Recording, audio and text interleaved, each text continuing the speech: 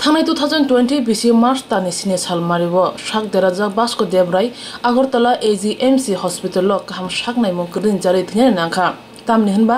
Bosco देब्राय ने शाक बिसिंते फातरो कसा सजा करै फिया पोस्टमार्टम ने यागुलो रिपोर्ट फाइके बिने शाक ने बिसिंते फातरो देराजा आबो बायनो शाक नाय नगो बास्को देब्राय नि मुंसा कहम शाक नायमु रुजागलैया आबुनि याकुमु मानखा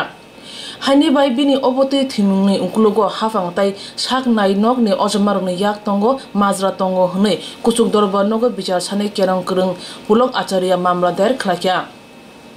ओ मामलानि साकले मंगरगै केरं करं रंनि कगनो कुबै रमै दरबार नगनि बखाक्ति बास्को देब्रानि बुमानि यागो 10 लाख रागनानि दागुमु गो कुचुक दरबार नग साकले मंगरखा हनै साका केरं करं पुरुषोत्तम राय बर्मन मर्मान्तिक मृत्यु তার হয়েছিল বিগত 7 মার্চ 2020 সনে তাকে রাস্তা থেকে তুলে নিয়ে ফায়ার ব্রিগেড হাসপাতালে নিয়ে যায় সে রাস্তায় দুর্ঘটনায় পড়েছিল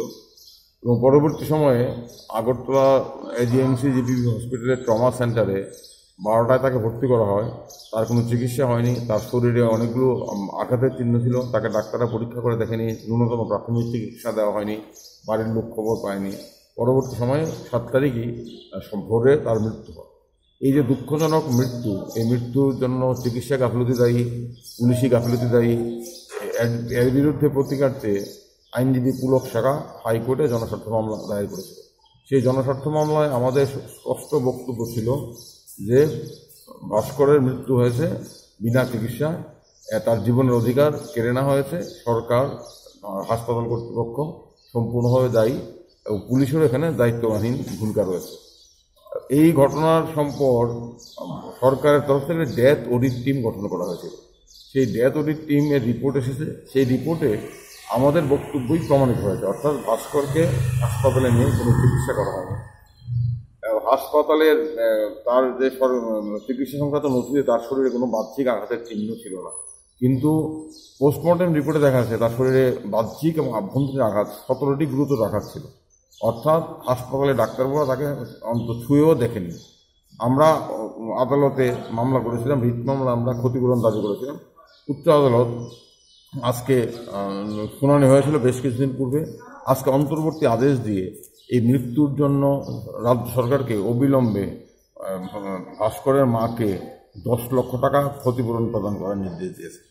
এটা অন্তর্বর্তী আদেশ মূল মামলা চলবে এবং উচ্চ আদালত আজকে এটাও বলেছেন যে ভাস্করের মা পরবর্তী সময়ে আরও ক্ষতিপূরণের জন্য দেওয়ানি আদালতে মামলা করতে হবে এবং দেওয়ানি আদালতের মামলা করলে আজকে যে ক্ষতিপূরণের টাকা পেয়েছেন সেটা অ্যাডজাস্ট হবে যদি দেওয়ানি আদালত পরবর্তী সময়ে আরও বেশি ক্ষতিপূরণের নির্দেশ দেয় অর্থাৎ উচ্চ আদালত আজকে অন্তর্বর্তী নির্দেশ দিয়ে এটা বললেন যে এই মৃত্যুর দায়িত্ব সরকার এড়াতে পারে না চিকিৎসা গাফিলতির জন্যই মৃত্যু হয়েছে তার জন্য এই যে ভাস্করের জীবনের অধিকার বাঁচার অধিকার কেড়ে নেওয়া হলো রাইট টু লাইফ লঙ্ঘন করা হলো জীবনকে তো ফিরিয়ে দেওয়া যাবে না তবুও কিছুটা হলো ক্ষতিপূরণ দেওয়ার ব্যবস্থা হলো 10 লক্ষ টাকা ভাস্করের মাকে দিতে হবে উচ্চ আদালতের মাননীয় প্রধান বিচারপতি একুলুসি এবং মাননীয় বিচারপতি SG চট্টোপাধ্যায় ডিভিশন বেঞ্চ আজকে রায় দিয়েছেন এই মামলায় আরও কতগুলো গুরুত্বপূর্ণ বিষয় আছে সেগুলো পরবর্তী সময়ে সিদ্ধান্ত হয় পরবর্তী সময়ে বিচার হবে asik simya basko debrani buma musungke dewani dorban nogoba mamla khlai mano hunai kusuk dorban nok division bench rai rekha o mamla kubun tebo nangkuk mane kok butmaro tongo abono ulo bijan angai hni shaka kerong kurung purushottam rai bormon abno kare boshaka shaknai nok jetike samung tangka abno tuibo sumu asai tongo pia pati mane cheri najangnai hni khabasa markha kerong kurung basko debrani nukhungo tabu nukjanai engkha o mamla busuk jorate agungno